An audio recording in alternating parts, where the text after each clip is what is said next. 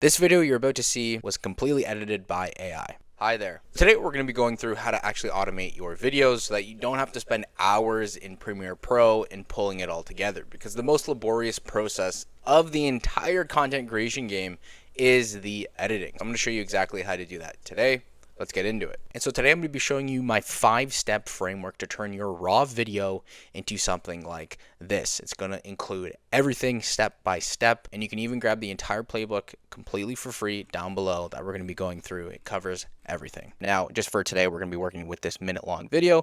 And like any video, there are filler words, there are repeated phrases, and just some mess ups. And then I share my screen here and there, and then I go into some more repeated phrases.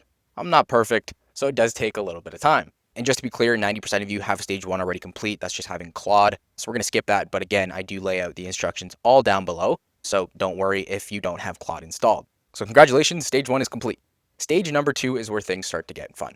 I use Descript and Riverside depending on the type of video I'm going for. Now, the cool thing about Descript is they have an API out now. So I do have the API token here. You're just going to create your token, or you're going to connect it via MCP. We're going to work with the MCP today, but I am working on actually getting the whole API fully set up. That's for a different video. So once we're in here, we're actually just using Claude today. We're not using Claude codes. This is super easy. You can use Claude code or VS code, whatever you'd like, but we're just going to stick with this simple chat function because you can do it in here. And just for content management purposes, just create your own folder here and then make sure that the path wherever you're filming to ends up obviously putting the video in that folder. Now, Descript has something called its Underlord. It's the AI editor, okay? And it removes filler words, tightens pauses, basically just scrubs through and does the cutting for you, okay? Very handy stuff. And again, if you don't know how to set up Descript or any of the MCP APIs, the setup is right here. We're going to skip that today because it's pretty generic, and I think a lot of you already have that dialed in.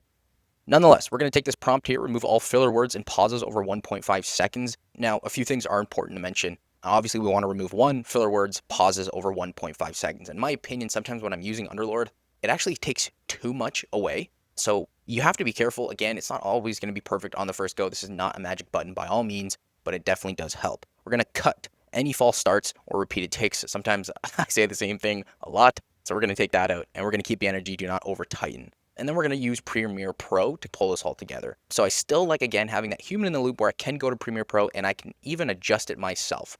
But nonetheless, we're just going to use Descript for cutting majority of all this nonsense out.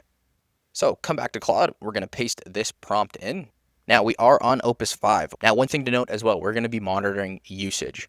So just keep in mind we're at 3%. We're just going to be using the Opus models. But again, keep your eye on the 3%. We're going to be monitoring as we go on. Nonetheless, let's let this go. So what we're going to do is it's going to plan first. So there's 5 steps. We're going to basically just compress some of the vocals, stops Descript from mixing in the duplicate and dead track, create a new Descript project. Now, we're going to run the project agent with a single edit brief. Again, strip filler words, shorten pauses above 1.5 seconds, apply studio sound, and then deliver the project URL. So what we're going to do is we're actually going to shorten to 0.8 seconds, and we're going to cut all this stuff out. And just quickly, some pros and cons about having the Descript API or MCP. The editing text is far faster than scrubbing a timeline, for instance. Descript also ships a first-party MCP. As you see there, we're using it. So Claude can import your clip, run the cleanup, and pull the transcript. Some of the cons, the connector is not a full editor in the chat, so it's not like you can have full functionality of it. You would actually probably have to go back to Descript and do that.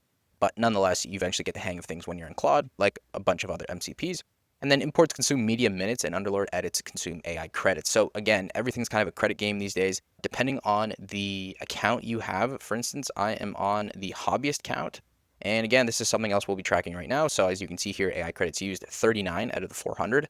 And monthly media minutes used 2 out of 600. So obviously we're not going to be consuming a lot with this video right now, but this video you are watching is going to be a little longer, and that will consume more of this. And these tend to go fast. If you are filming essentially, let's just say a 30-minute video, and then you have to cut that up, it does go quickly. So you have to just bear in mind everything and how you're going about using these tools. And if we just come back here, you can just see obviously the MCP at work. It's completed. You can open up the project in Descript just to make sure everything's okay. But it looks like it is good.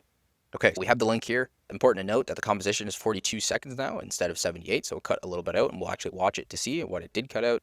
So it removed 4 meaningless sentence openings, so instances, shortened 4 pauses over 1.5 to 0.8, which is great. Again, you want to have some room just because if you go into Premiere Pro or CapCut, you can then tighten it up and make sure that you actually are getting it instead of it just overdoing it.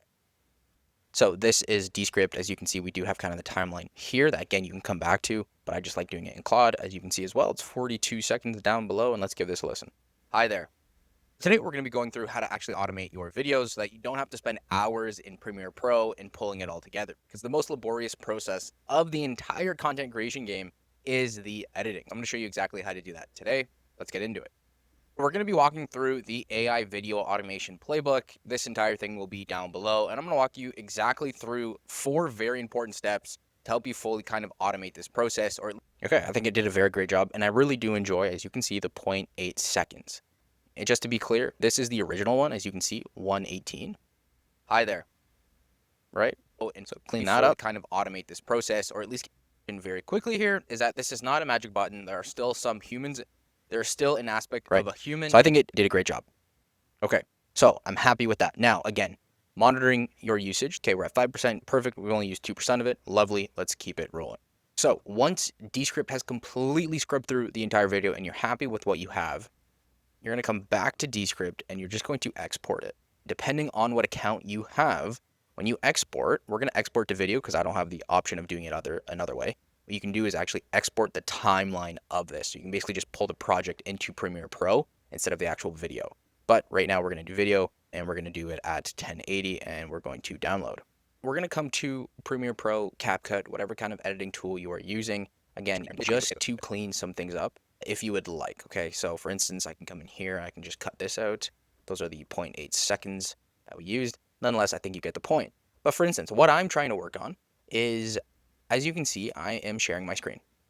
And I don't want this to be edited, right? I don't want overlays, I don't want captions, I don't want any of that. I just want this to be raw, obviously having the cuts out of it, but I want it to just stay the same. So what I'm trying to work on is basically having AI know the difference between this and when I'm showing my screen, because I want this edited, I don't want this edited. So for right now, just to make things easy, all we're going to do is, the easiest way to do it is, and I'll show you the benefit of doing something like this as well, but what we're going to do is, perfect, we're going to export this, and we're just going to say, you can say, as you do this with your video, you can say intro, you can say topic 1, let's just say intro 1 right now, okay, to make things easy here. All right, and again, entire source, we're going to go source in and out, so it just pulls the stuff we want, okay, and leaves this stuff, all right? Export that. Perfect. All right, so we have that. We're good to go. Now, coming back to our main panel here, what I'm going to do, just put the intro 1.1 in, and I'll show you again why we're going to do snippets of it, just to make life easy, but then we're going to rely on our skill to edit this now. Please use the YouTube edit skill to edit this intro 1.1, stick to all the best practices, and make sure you're adhering to the brand guidelines and everything regarding skill. All right, so this is where it tends to get a little complicated. Depending on the model you're using, depending on how long the video is, it can be compute intensive. And so actually, given the computer you have, how much RAM you have, and how much availability you have, sometimes this will not work. And that's why, too, it's best to do some snippets. Because again, if it's too long, you will be sitting here for a good 10 to 30 minutes waiting for this thing to do it. And all you're doing really is just burning your usage. I hope you can see this, but there's a few things going on here. So we're transcribing with word level timestamps. If you don't use word level timestamps, what tends to happen is sometimes it won't match with what you're saying. So for instance, if I say fire, sometimes it will put up a photo of a fire, but not have it when I say it. So obviously we want that to occur. You want to use word level timestamps. You are skill in a sec here. Transcribe with word timings, captured with faster whisper. This is kind of what we're doing. Key anchors. And so we have our kind of breakdown here, and these are kind of the beats it's going to follow. Okay, so for instance, we have a red glow framed window plus floating tile tools from 0 to 3.85 seconds, and then on and on. Okay, so, you can kind of look through this, you can kind of edit it, you can adjust it. The longer you give Claude the video, obviously it will take longer. So it is going to use our next tool, which is Higgsfield. Now, I use Higgsfield for everything, for B-roll, obviously AI animation, for anything, right? So you've probably heard about Higgsfield at this point. Again, the setup guide is just down here. Very easy to set up. Again, we're just using it through the MCP. But nonetheless, there's a few key rules to note. Never generate video from text. I think that's still probably the best practice. So instead of coming to your video here and just going from text to video, what you want to do is you want to create a master image first. So for instance, imagine this was the master image here. What we would do is we would take this and then we would come to video and then basically throw it in, and then we could have image to video. You get a lot higher quality, in my opinion. Next, we do have credits here. So again, a game of credits, that's not going anywhere. With Higgsfield, depending what models you're using about, For image, it's about 2 to 7 credits. And then obviously with video, it does differ. So if you look up top here right now, it's 9.5 credits for a 5-second asset. Okay. And I basically, with this skill, I'm going to show you in a sec here, I basically always wanted it telling me how much credits we're spending along the way. Because sometimes, again, depending on how much you're using Higgsfield, the account you have with Higgsfield, it all differs, right? So again, it's a game of credits. I can't stress that enough. Now you can come back in here, again, link down below, and you can actually just copy this prompt, or you can copy and paste it and then just adjust it to your style, all right? At least, for me at least, I like keeping my images dark because I'm going to sit captions on top of it and then never allow text inside the image. Some pros of this, every major model in one place. That's why I love Higgsfield. A con, credits burn fast if you iterate carelessly. So you always want to have a tally of what you are doing. So you can see here, it's still orchestrating. So it has the B-roll asset approved and needs to figure out where to fit in the timeline. The speaker's passage about the laborious content creation process around 7.9 and 11.8 mark seems like the right spot. Replaces the B3 window I had planned, right? So again, it's not perfect. It's a lot better, I think, in my opinion, than waiting on an editor for 1 to 3 days. But again, you're going to have to come back and forth with this to make sure you get it the way you want it. And now we have Nano Banana 2 at work. You can use ChatGPT images, whatever the case. Given this, it's like 2 credits and it's perfect for what we're doing. And we have it generating here, obviously via MCP. Setup instructions in the document. So while that is working, we're on to stage 4 now. So we are using hyperframes. You can come here and you can actually get the repo hyperframes. Very important to note, please do your research before downloading any repo. Very, very important. A few things to keep your eye on. Number 1, how many people are watching the repo? Okay, so that's obviously comes in handy. How many people are watching? How many times was it forked? And obviously how many stars is it? If it's 1 star, I'm not downloading it most likely, okay? That, and then obviously, how active is it in the last 7 hours? Perfect. And then you can come down here, okay, how many contributors, X, Y, and Z. So you just want to look for some good signals that just indicate to you that this is kind of the one you want to be downloading. So this will be linked down below again, but this is hyperframes. Again, this is from HeyGen, and this actually helps us kind of pull this entire thing together. So just to be clear here, it is open source framework from HeyGen. It renders HTML. That's kind of the language now we are using, CSS, and animations into deterministic frame accurate MP4 video using a headless browser and FFmpeg. So this basically helps Claude build your graphics as code, right? So we're just breaking everything down into the small coding components, okay? Essentially, it's just a bunch of math being put together, and the output is going to be captions and some design, animated overlays, title cards, B-roll compositions. Now, the way to do this is you can download that. You're going to need a few different things here. You're going to install Node.js. Now, if you are using any type of AI, you probably already have that downloaded. You want to initialize Hyperframes project. So the cool thing is you can come into here and they actually give you a bunch of assets and skills. I'm not great when it comes to editing and design and all that other stuff, so I'm relying on the skills here. And as you can see, they do give you a lot of skills. They give you motion graphics, music to video, PR to video, product launch videos, slideshow, talking head recut, right? They give you a lot of this stuff that just makes it so much easier rather than relying on your knowledge. And my knowledge is, again, poor when it comes to this. So either you can make it your own or you can just rely on something like this. Now you can pull this prompt in if you want. I'll show you just an easier way to do it with the skill we're going to build, but just keep in mind some pros and cons. So obviously it is open source and deterministic. Again, be very careful of what GitHub repo you are downloading at all times. Do your research. A pro for this as well is once your style exists as a template, future videos reuse it. When it comes to branding and stuff, obviously we want consistency, so that helps. I'm going to show you exactly the skill we're going to use to just double down on that aspect of things. And then a con is it is a rendering engine, not an editor, all right? So again, very compute intensive depending on the length of video you're giving it, and it's not an editor. So then you have to go back into Claude and see if you can adjust it, and that can be a pain. So you kind of want to spend as much time on this as possible first to really hone in on what you're looking for, because going back and forth, you are going to burn through your usage. And also, hyperframes is the thing that makes your graphics kind of the content on top of it, not necessarily your video. Now, obviously, if you are looking for other stuff, it can do that as well. But for this purposes, we are putting stuff on the foundation, which already is the video. And then a con, longer renders are quite compute intensive, as I already mentioned. So we have our image here from Higgsfield via MCP, and we have just turned it into video using Kling 3.0. So we do have some audio here. Let's give this a watch.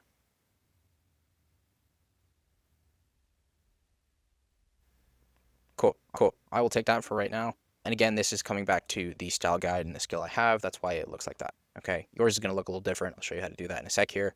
But I think that's very cool. And if we just take a peek at usage, we're at 14%. As you can see, we went from 3 when we started to 5 with some other stuff, and now we're at 14. So depending on the model, this goes quite quickly. I'm actually just going to drop this down to low, and we'll see if we get the same effects. I used Fable 5 for the starting point of it because I just wanted to be as good as possible. Probably overkill, definitely probably was, but now that I don't have to rely on Fable because I used Fable to kind of set the foundation with the skills and the kind of the whole process, that's why you want to spend some time doing that. Now I can use Opus 5, maybe even Sonnet for that matter, to not kill my usage. So after a bit of time, we have basically our sheet here. I'm going to show you. Okay. Now again, this is coming from the skill, but check this out. I think this is really, really good. You know, we have some cool animation here. As you can see, it's cut behind the head. Let's get into it. We have some above here. We have some stuff here. And then we have some obviously animations at play. But again, this was all created basically from hyperframes, from our skill set. I think this is really, really great. Okay. And now what we're going to do is actually we're rendering this into video. So you can come in here if you don't like any of this. Like for instance, I can change potentially this. Like this looks maybe a little weird. These three little circles. We can adjust that.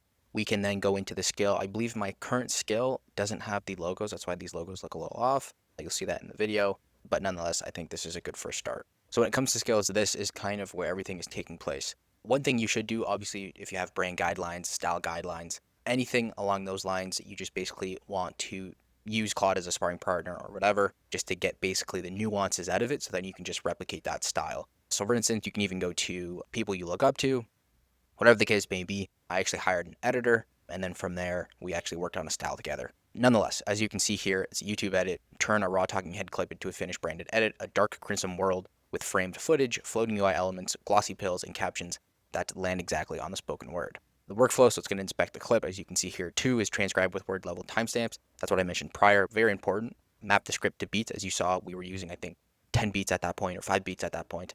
And then generate B-roll with Higgsfield, as we did there, and build from the template. I'm going to show you that in a sec. Validate, snapshot for approval, and then render is the step we're currently on.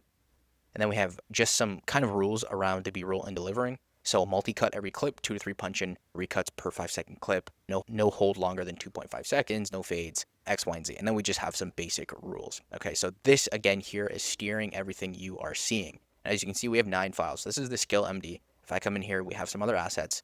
We have our fonts. So we're using 2 fonts. We're using this font and this font. They're quite common. We have our template. This is what the template looks like, okay, just as kind of a backdrop. And then we have some references, okay? So we have our hyperframes notes, where you're using the GitHub repo, but then we're adding on to it. So we have composition rules. We have a bunch of stuff that just outline, again, things about my brand, things that I want. Some visual aesthetics, checking for failures, any errors that are occurring, contrast, like all these just nuances that we can add in, rendering mechanics, X, Y, and Z, right? So that's hyperframes, and then we have our pipeline. So behind speaker text, I've tried doing overlays and overlaps. The problem is it's not there just yet. Like that's for the editor. You will see with this video here. Usually it's just slightly it's just kind of above my head because it really didn't work out too well. So behind speaking text pipeline, put the words behind the speaker. I only did words, no visuals or anything crazy. Again, it just didn't really work. So that's kind of the setup of that. And then finally we have our style guide, right? This is kind of the brand of it, right? So we have our palette, our colors we're looking for. We have accents, we have the 11 devices. We have, and these devices here are kind of what you're going to see on screen here shortly. What we're using, again, how to just make it all look like I want it to, B-roll and generate stills, what's kind of the best practices with all that. So this, again, goes into a lot of depth, right? And then we have the items. So if we're going to do a still, I want Nana Banana 2, and again, the cost 2 credits here because I want to be able to monitor the credits. I haven't really used Seedance with any of this because it's just, I'm not going to be, I really don't need Seedance quality when it comes to this. And then just some other typography stuff and so on and so forth. So as you can see, this skill goes into depth. It is, again, steering everything you're about to see here. Again, you can do this very conversationally. I would encourage you to just go through this entire process. You're going to have a skill MD as you saw. You're going to have a style guide. You're going to have a template, and you're going to have your fonts, okay? And you're going to write down all the rules, and you're going to build one video by hand first. If you don't have any of that other stuff, you're going to go through this entire process. And then just conversationally, you're going to come back to Claude and just say, hey, turn this into a skill. Right? That's probably one of the easiest ways to create a skill. Don't worry. You don't need to get flustered. Just do the entire process I laid out in that document there, and then turn that into a skill. And then again, you have to tweak it. It's not going to be perfect on the first run. It just takes a little bit of time, a little bit of editing, a little bit of walking through to get it where you want. And again, as you can see, I'm trying to take this to the extreme. I'm trying to use all these tools to the extreme. So maybe you don't want this kind of design, right? Maybe you just want something very basic. Hyperframes, as you've seen, a bunch of videos can do that for you. but I wanted to make it as close to almost hiring a editor as possible. So again, I'm taking these things to the extreme. I'm trying to really maximize these tools, and that comes with a few things. Number one, hopefully higher quality, but it's going to take a little longer and you're going to consume a lot more usage. So again, this is not a perfect system. You can kind of just massage this entire system for something that you are looking for. All right, so just to be clear, that took a little longer than expected, potentially because I was on low. I moved it to medium and it seemed to move a little bit faster. Again, it will take some time, so you have to take all of this into account, but let's actually see what this video looks like. Hi there. Today we're going to be going through how to actually automate your videos so that you don't have to spend hours in Premiere Pro and pulling it all together. Because the most laborious process of the entire content creation game is the editing. I'm going to show you exactly how to do that today. Let's get into it. All right, not bad at all. One thing I obviously would change, hi there, would be this, right? I want that to be obviously in the screen there and to have the proper logos. But other than that, I think this is great. Okay. This was edited from AI. It's only going to get better. See the cutting out, right? But that's why I only used this type of stuff. Nothing too crazy. I tried other things. It did not work, but this was exactly all AI. Okay. And again, with your brand, you can change things up into here and I can basically say, hey, fix X, Y, and Z, fix this thing, fix this second to this second, improve this and improve that. And then again, there are some other just best practices in here as well, but I'll leave that up to you. And if you still feel like AI doesn't really get you yet, watch this video next because I kind of break down frameworks that will help you 10x your output.